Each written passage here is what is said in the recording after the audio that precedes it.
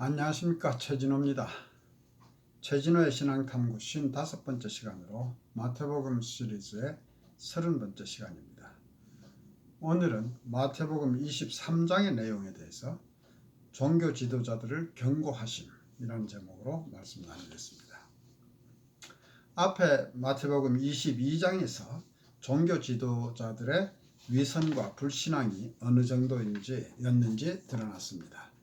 성전에서 종교 지도자들과 벌인 논쟁을 듣고 있던 무리와 제자들에게 예수님은 서기관들과 바리새인들이 모세의 자리, 즉 율법을 가르치는 자리에 앉았으니 그들이 가르치는 것은 지키되 그들의 위선적인 행위는 본받지 말라고 경고하셨습니다.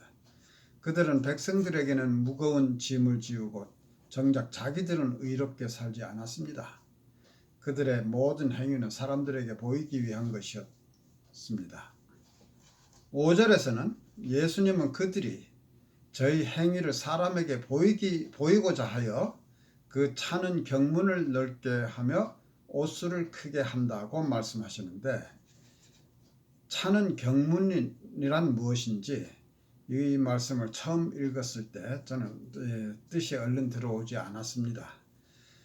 그런데 이 구약에서 율법을 항상 가까이 하고 마음과 뜻에서 떠나지 않도록 하기 위해서 손목에 메고 미간에 붙여 표를 삼으라는 말씀이 있는데, 이것을 문자 그대로 실천해서 성경 구절, 즉 경문들이 적힌 띠를 만들어서 가죽 주머니에 넣고 왼팔과 이마에 메고, 즉 차고 다녔다고 합니다. 그래서 그리고 옷술이란 옷단 귀에 술을 만들고 그 술을 보면서 여호와의 모든 계명을 기억하며 준행하도록 하라는 민수기에 있는 말씀을 따른 것입니다. 당시의 서기관들과 바리새인들은 자기들이 율법을 철저히 지킨다는 것을 사람들에게 보이기 위해서 눈에 잘 띄도록 옷을 크게 만들고 경문이 적힌 띠를 넓게 눈에 잘 띄게 해서 차고 다녔던 것입니다. 그들은 잔치의 상석과 회당의 상좌에 앉는 것을 좋아했고, 명예를 즐겨서 시장에서 문안받는 것과 사람들에게 랍비, 즉 선생이라 칭함을 받는 것을 좋아했습니다. 그러나 예수님은 제자들에게 랍비 또는 지도자라 칭함을 받지 말라고 하셨습니다. 우리의 선생 또는 지도자는 오직 한 분으로 그리스도이십니다. 제자들 간에는 다 형제의 관계가 형성되어야 합니다. 이 말씀은 세상에서의 모든 권위를 다 무시하라는 뜻은 아니겠죠. 조직 사회가 유지되기 위해서는 지도자도 필요하고 권위도 있어야 합니다. 그러나 그것은 남에게 봉사하기 위한 지도자이며 권위가 되어야지 군림하거나 자신의 명예를 위한 지위가 되어서는 안 된다는 뜻입니다.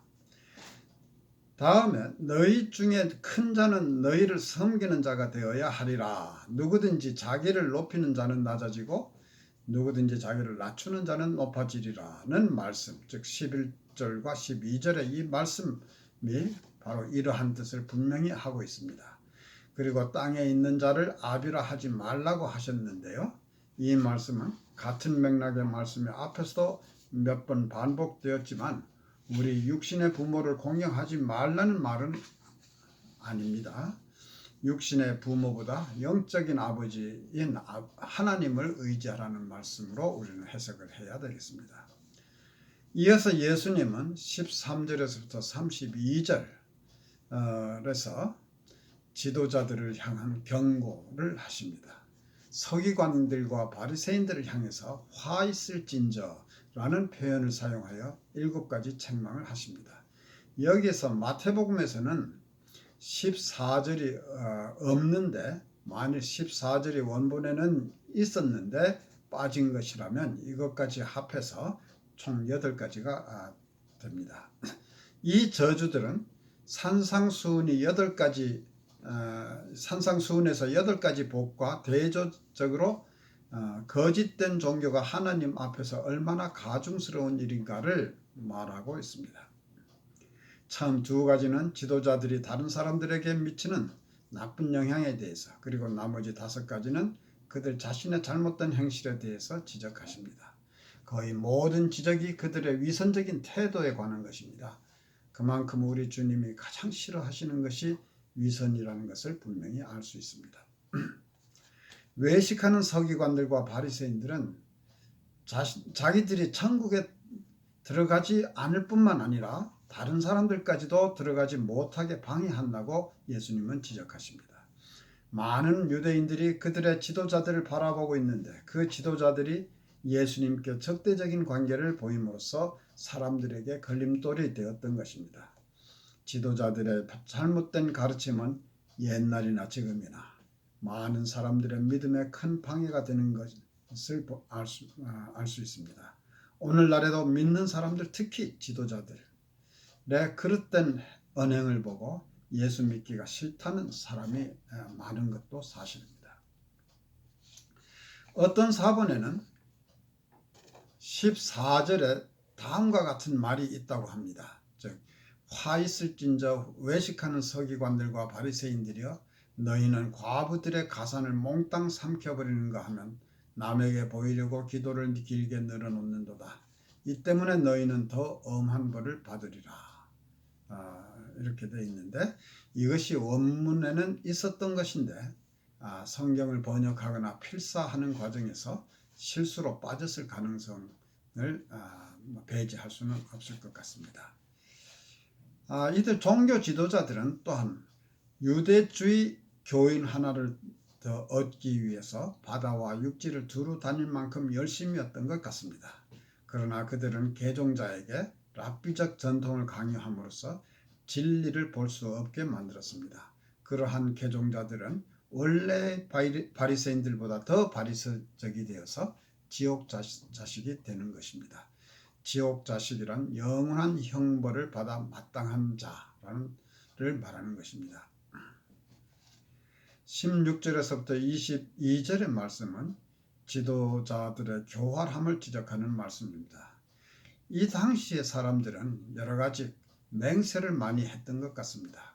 그러면서 맹세의 신빙성을 높이기 위해서 어떤 권위 있는 것을 두고 맹세를 했던 것 같습니다. 그러면서 그들은 사람이 성전이나 제단으로 맹세했을 때는 맹세를 지키지 못하더라도 구속을 받지 않지만 성전의 금으로나 또는 제단 위에 있는 예물로 맹세하면 반드시 지켜야 한다고 하였습니다. 그들은 성전이나 제단으로 어떤 맹세를 한 뒤에 지키지 못하게 되자 이런 논리를 만들어내었던 것 같습니다. 예수님은 이러한 주장의 비논리성을 지적하셨습니다. 성전의 금보다 금을 거룩하게 하는 성전이 더 거룩한 것이고 예물보다 예물을 거룩하게 하는 제단이 더 크지 않느냐는 말씀입니다. 금이나 예물은 그것이 성전에 있고 또 제단 위에 있어서 하나님께 바친 것이 되었기 때문에 거룩한 것이지 그 자체로 거룩한 것은 아닙니다.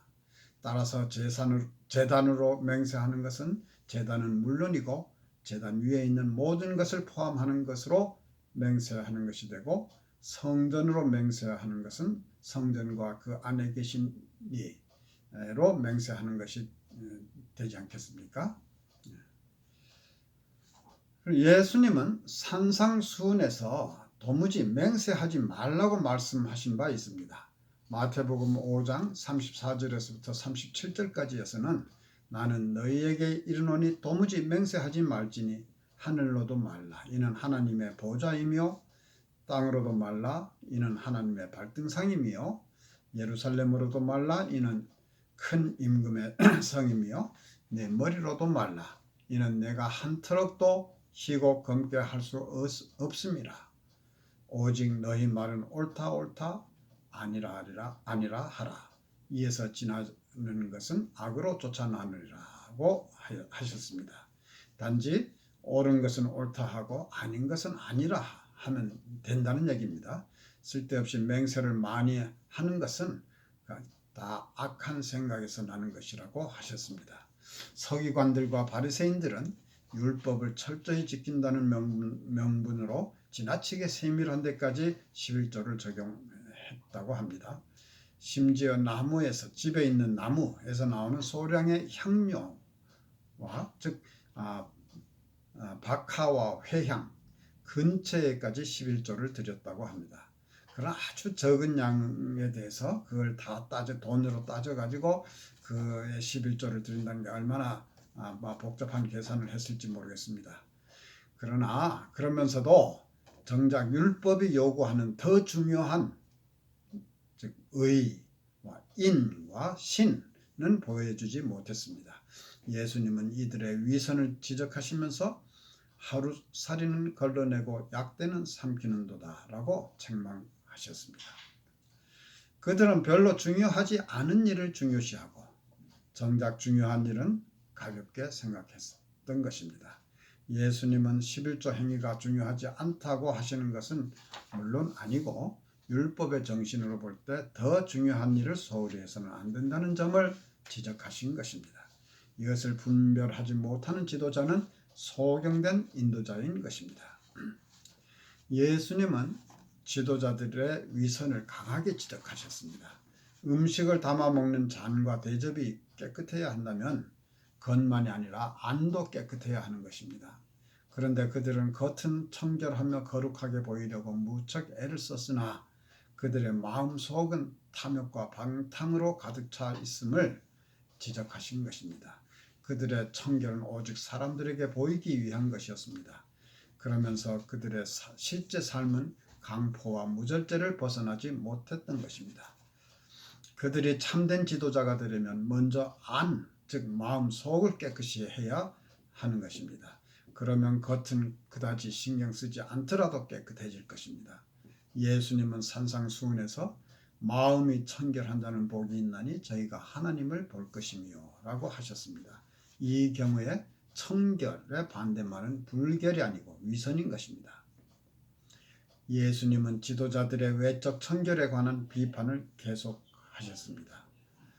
예수님은 서기관들과 바리새인들을 회칠한 무덤과 같다고 하셨습니다.